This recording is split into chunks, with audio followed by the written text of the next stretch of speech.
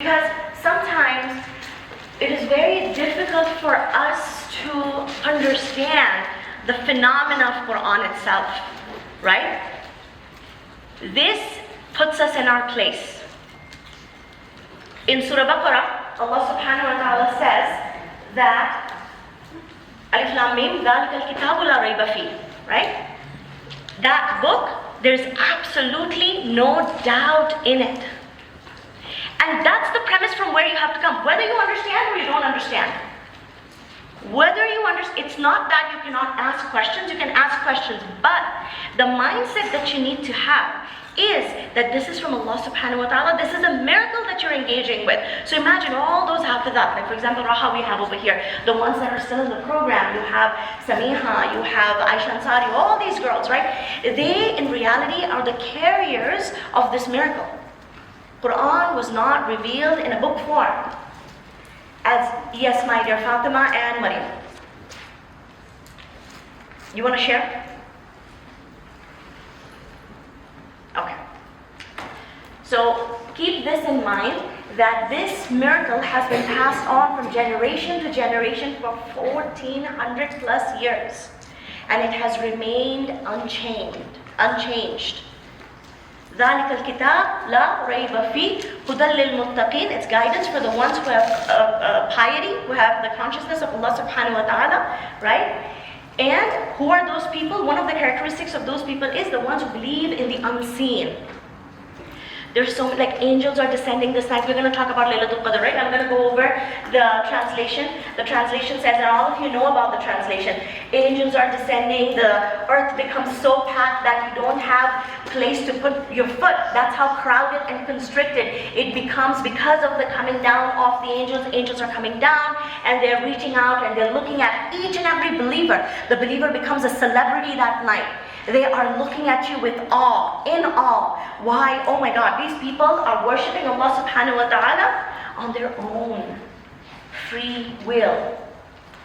Angels worshipping is no big deal.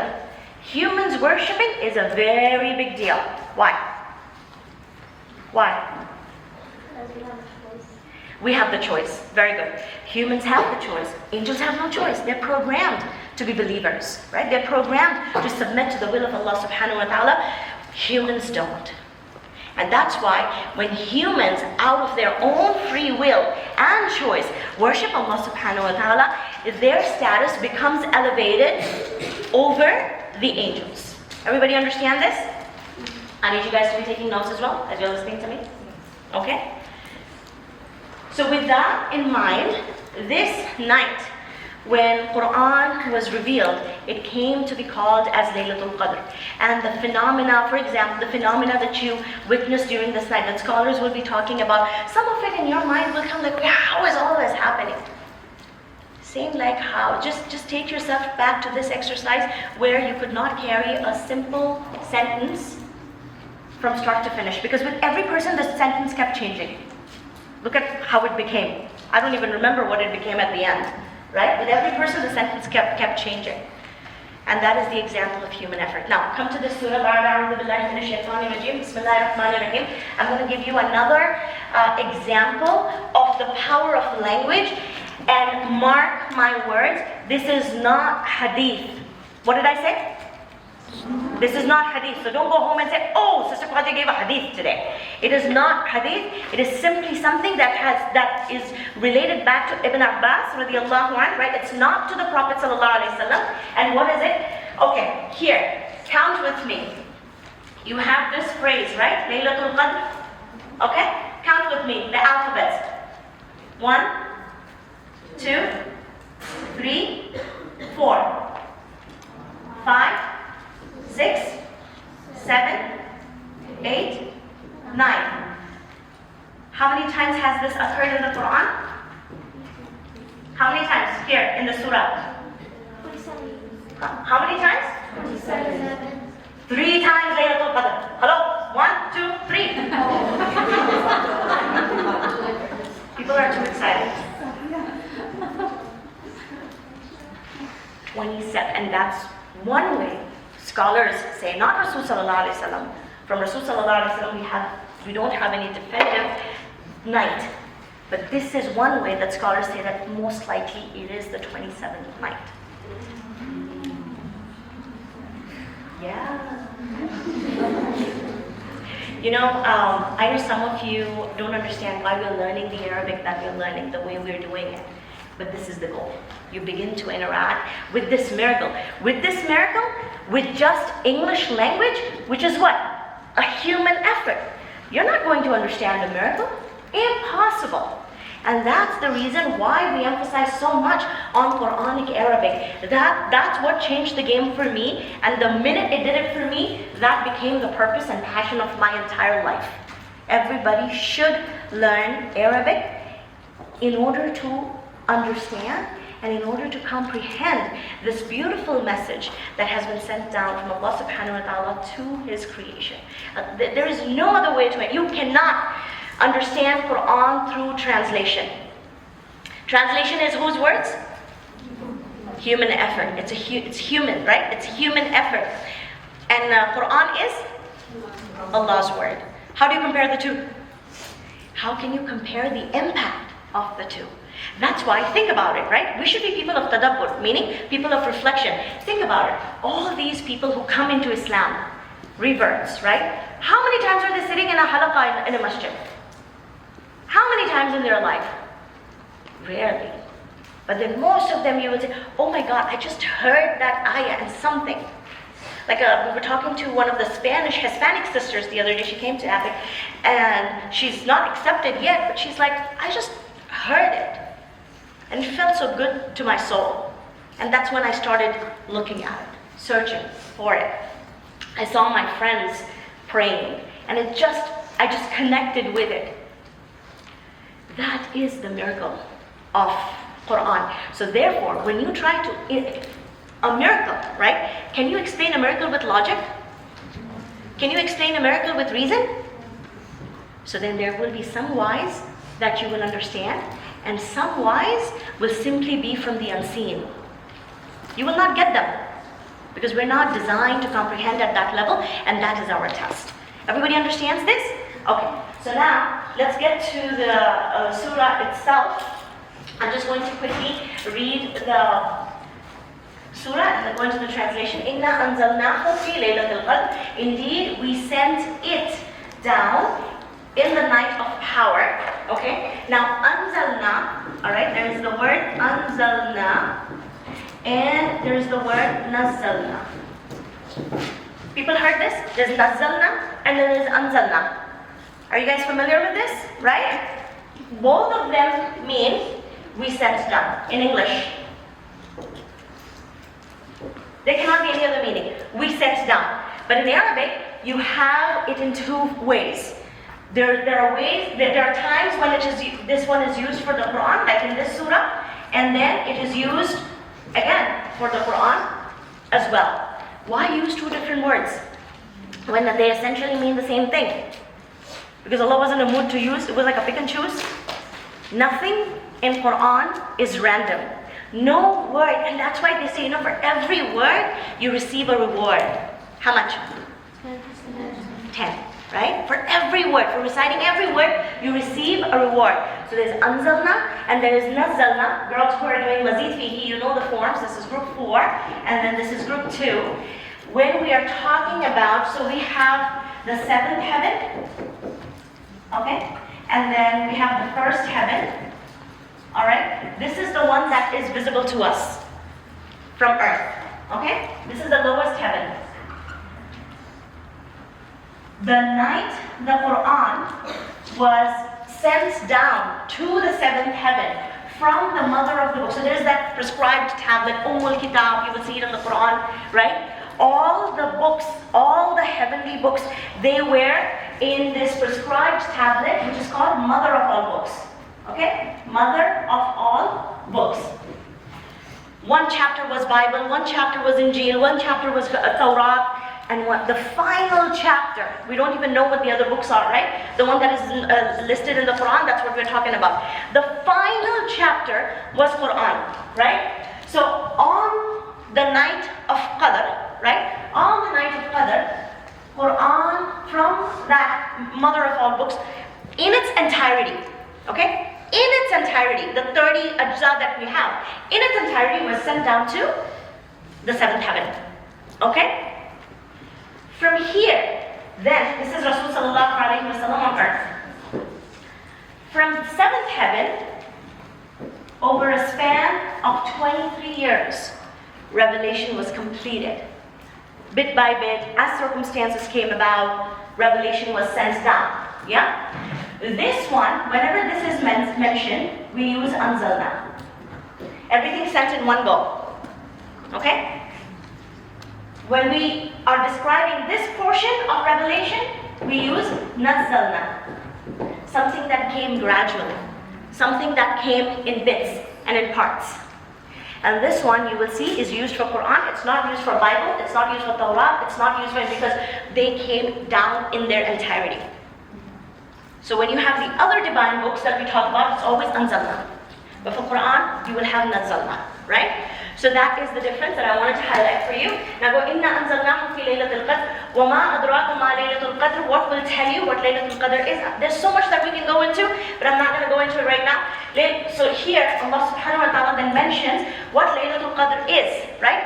In the language of the Quran. Then humanly, we go ahead and we explain that in so many different ways. Laylatul Qadr, khayrun min alf shahr, right? It is better than 1,000 months. And that 1,000 months is equivalent to what? How many years? Approximately 83 years, 82.5. Okay, approximately 83 years. What happens on that night? Quran is saying it, and if Quran is saying it, that means it's happening. I understand, I don't understand, I'm irrelevant.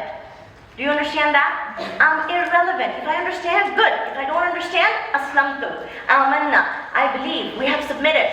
Get that? So, tanazzalul malaika, okay? The angels and ruh, referring to Jibreel alayhi salam, fiha bi'izni rabbihim min kulli amr. The angels and Jibreel alayhi salam, they descend on that night by the permission of their Rabb with every affair, with every decree. What do we mean by that? And we'll go into it in a little bit. The annual decree is released to the angels on this night. For example, there is Mikael, right? The angel that brings down sustenance. So he is let know, okay, you're going to go to this person, his risk is going to be this, his risk is going to be this, person A, person B. So Mikael is given that roster. Similarly, Malakul Maut, the angel of death, is given his roster. So this night, Laylatul Qadr, right? The ones who possibly are going to come to this dunya, their roster is given to the angels, and the ones who are going to pass away, even their roster, their names are given to the angels in a roster. That this is the annual decree that we're talking about. Get it? Salamun hiya hatta matla'il fajr, and then it's describing the ambiance of that night, which is it's peaceful until the dawn of Fajr. Okay? So with this, we complete what a brief translation really, I won't say tafsir, a brief translation of Surah Qadr. Move on to the next slide, please. Now, what does Laylatul Qadr mean? Meaning, what is the meaning of the word Qadr? So I've done a couple of meanings here. Let's go to the next slide. The first meaning is estimation and decree, which I just talked to you about, that every person's decree is released on this night to the angels, right?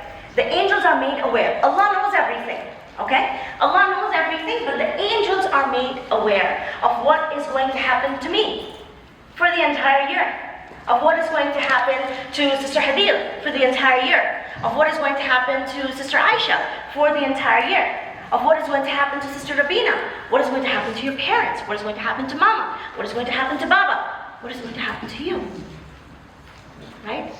That's why I always remind girls and now boys, you know, wherever you are in your life, what has passed, follow me clearly here, what has passed, that was your decree.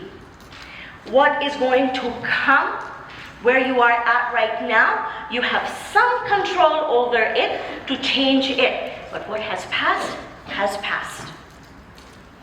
right? It is by the decree of Allah subhanahu wa ta'ala, you are where you are.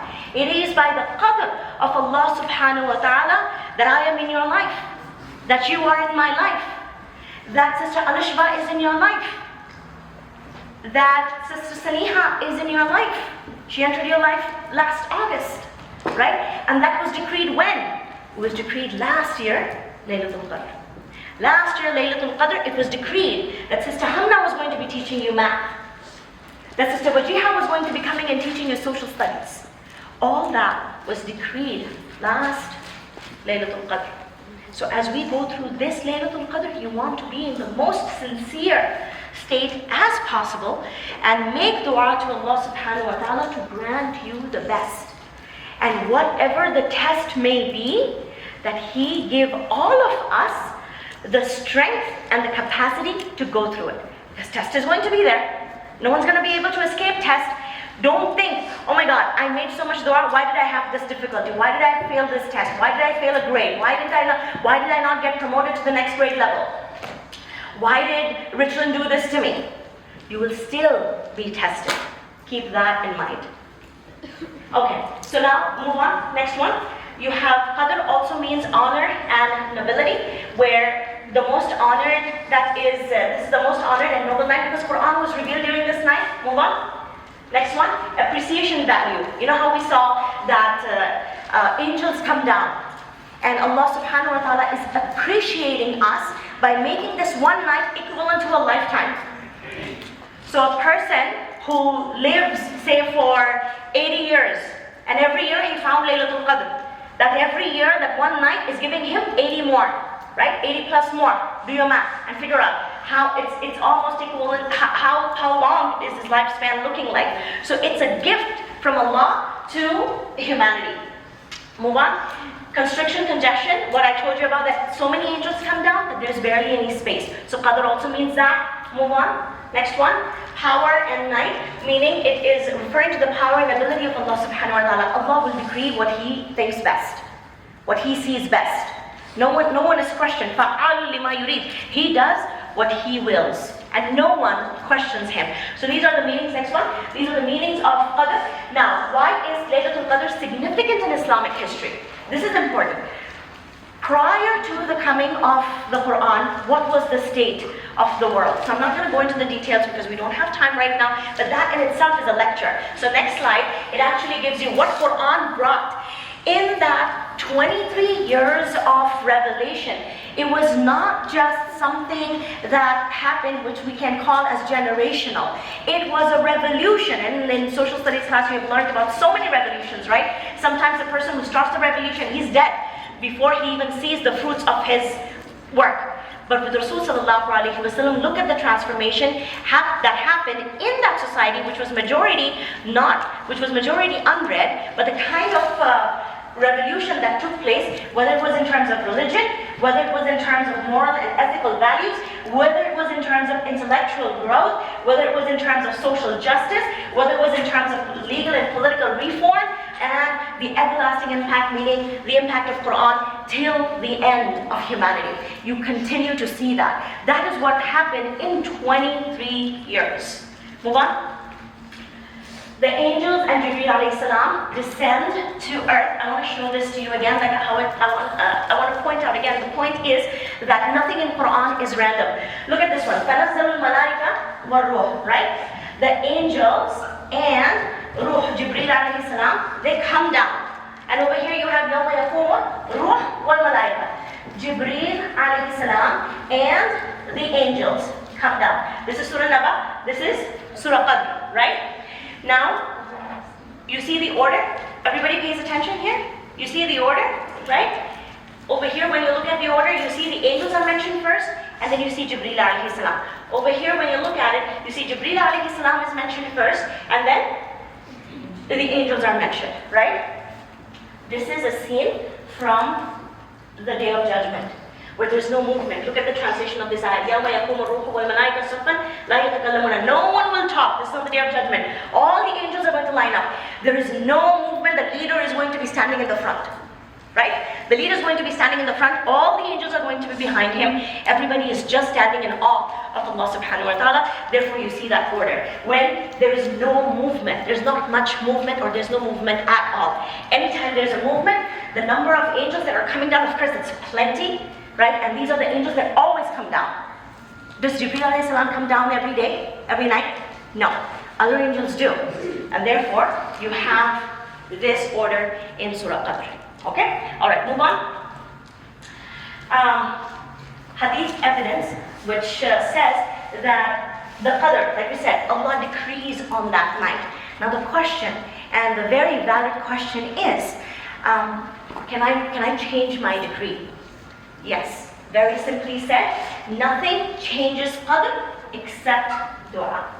There are certain things you will not be able to change, and that's high level Qadr. Again, that's another discussion completely. There are 5 levels of Qadr actually, and there is one that is before we come to dunya. There's one that the Qadr that is written while you're in your mother's womb, like for example, your birthday, the day someone's gonna die, your sustenance, whether you're gonna be successful, whether you're gonna be honored, all of that is written while someone is in their mother's womb. So you have a couple of those levels, and there's that one level which is annual decree. Okay, we see that with Laylatul Qadr, the yearly decree, and then the daily routine. That, through dua, you can change. And how do we know that? This dua, this hadith that is saying over here of Rasul sallallahu alaihi wasallam, nothing changes except dua, nothing changes the decree except dua, and then Rasul sallallahu alaihi wasallam himself made dua to change his decree, right? Did he need it? To teach us. But move on, next slide. Even the best of creation, Prophet ﷺ would make dua to change Qadr. In a famous supplication, he said, "Oh Allah, I seek refuge in you from a bad decree." Right? Su'ul Qadr. So he would make this dua continuously. One way to put it, Ya Allah, if I am destined to be from the people of Jahannam, I seek refuge in you. Change my direction and make me from the people of Jannah. What do these hadiths, or what do these statements from Rasul sallallahu alaihi wasallam teach us? Yes, things are decreed. Yes, things are destined. If you put the effort, you can change your life. The effort has to come from you. And the tool to show that effort, to show that urge, to show that desire is dua. See, one thing, and I'll conclude, move on to the next slide please. This one I'll let you continue in your classes. But one thing is that we want to believe, and we must believe, that Allah subhanahu wa ta'ala is more merciful than He's ever angry with us. There is a ayah in the Quran that says, what am I going to do by punishing you guys? Allah subhanahu wa ta'ala did not create us for Jahannam. He created us for Jannah, right? But we have to put in that effort because we have been given free will. We have been given that freedom to choose. If I have the freedom to choose, if I've been given free will, then I have to show, I have to prove my seat, that I'm worthy of my seat in Jannah. It will not automatically be handed out to me. And this is where the very big difference comes between humanity's expectations and Allah's expectation. I was talking to some of the girls, I think it was 6th grade that I was talking to. Imagine you gave this very big test, right? But you ended up getting a B. Some of you ended up getting a C, right? And then you go to your mom, you go to your dad, and you show them the report card. And they're like, what is this? And the response, I tried, I stayed up all night, I did my best. What is your mom or your dad going to say? Those are excuses, you know that, it's not going to cut it. Why don't you have an A? Correct? The beauty of our relationship with Allah subhanahu wa ta'ala is, you don't need to be an A student to earn Jannah. You don't, because dunya operates on the basis of results. Sorry, if you're not going to give me the results, I can't do anything to you. I know you're trying, but I need to see results. That's what I will talk to you. If I were to talk to you, and if I were to talk about re-enrollment for next year, if you're not doing what you're supposed to be doing, I can see that you're working hard, I can see that you're giving it your all. At the end of the day, I'll be like, I need to see the numbers. You have to be passing. You cannot be failing and saying, I'm putting in the effort. With Allah, the relationship is, majority of us or all of us except the prophets will be failing. We are an F. We don't get to Jannah because of our good deeds. We get to Jannah because of His mercy upon us. And you know what draws His mercy? Sincerity. Plain, simple sincerity. Whatever you do it with sincerity. Have a sincere relationship with Allah subhanahu wa ta'ala, even if you're praying just 4 out of 5. Even if you're not able to maintain the quality of your fast. Even if you're not able to keep your focus in your salah. If you're sleeping, it's okay. But keep coming back, keep coming back. Kullu bani Adam khata. Every son of Adam is a sinner. He's going to be making mistake. The ones that Allah loves the most are the ones that keep coming back to Him, that keep returning to Him with tawbah. Tawbah is the most beautiful gift and the most magnanimous gift that Allah subhanahu wa ta'ala has granted the ummah of Rasul sallallahu alayhi wa sallam. Imagine making a blunder and telling your parents, I'm sorry. Try it at home. Do something intentionally that you know will really get your mom irritated, and then say sorry to her. I'm scared. The scenes that I can imagine, right? Even with my own self as a mother, right? But with Allah subhanahu wa ta'ala, you stand in front of Him with you covered in your sins. And just one drop of tear is enough.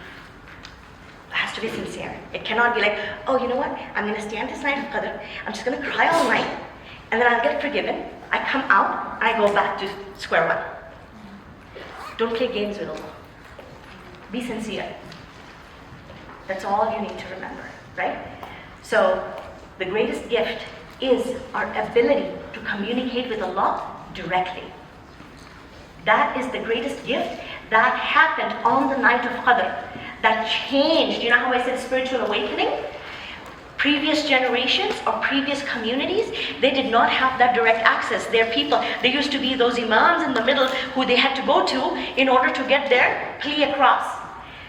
With Quran, we find direct access to Allah subhanahu wa ta'ala in whatever broken language and emotion you can talk to Him. Talk to Him. Do long sujuds and ask Allah to change your direction for the better. You have to ask. At the end, I'll conclude with this. Life is a test. People who have memorized the Quran, you have the ayah from Surah Baqarah, Adil can quote the number, where it says, لَنَبْلُوَنَّكُمْ بِشَيْءٍ مِّنَ الْخَوْفِ مِنَ الْجُوعِ, right? That ayah, نَقْسٍ مِّنَ الْأَمْوَالِ, أنفس, all of that. In Surah Baqarah, I believe it's 144, where Allah subhanahu wa ta'ala is saying that we are definitely going to test you in matters of hunger, in matters of fear, in matters of loss of life, loss of wealth, right? Give glad tidings to the ones who are patient. Let me say it to you in teacher language. 155. Say it again? 155. Let me give it to you in teacher language. Test is coming up. The test is going to be hard. These are the topics. Topic 1, topic 2, topic 3, topic 4.